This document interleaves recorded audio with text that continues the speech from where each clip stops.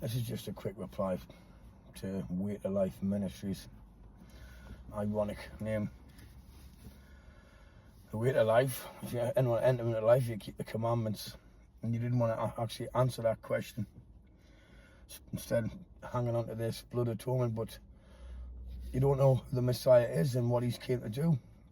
My brother was explaining to you about John 5, what Moses wrote of him. And Moses wrote, obviously, that he is the true prophet. He is to come and teach everything desired at Horeb, which is the 10 Commandments. And Father was going to put his words in his mouth. Now, Moses also writes in Exodus 23 about Yeshua being the angel of the presence, the angel that goes with Israel on the first Exodus. Beware of him, because my name is on him, or in him. And he also writes, Deuteronomy 31, 24 to 26, and John 19, when Yeshua says it is finished on the cross and he gives up the ghost, gives up the Holy Spirit, he's talking about sacrificial law. So when you were starting to go on about this Leviticus, it matters not, because the sacrificial law is ended.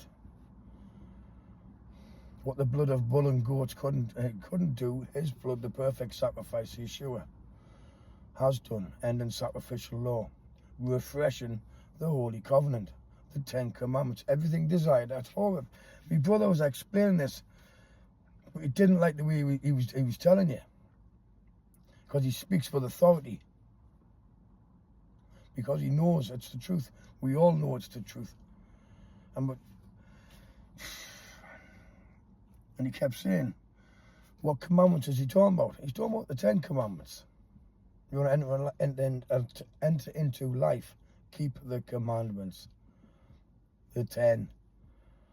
Then he was going to come to magnify the law and make it honorable. Zoom in on the law. Leviticus 19, the royal law. Love your neighbor as yourself. I am Jehovah. That's what he says. And to love God with all your heart, soul, and might, and mind, Deuteronomy 6. And that's Father's standards of righteousness, and it'll be our standard and be imputed to us if we keep them. Deuteronomy 6, 24 and 25. There was no half truths.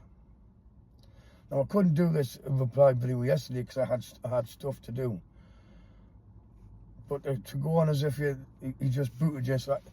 Listen, if someone comes with another gospel that isn't the refreshing, you were cursed, as Paul tells you in Galatians 1. Don't listen. It's in 2 John as well. Don't accept it. There's only one gospel, the true gospel is refreshing. And we believe that because we know it's true.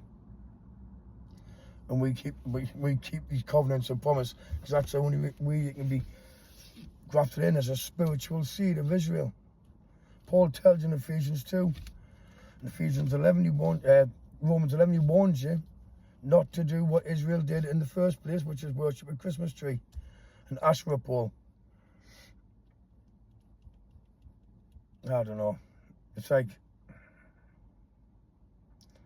why can't you hear? Why can't you hear these words? Because you don't know what Moses wrote them. It's okay just saying, oh, there's the chapter, but you don't know what it means.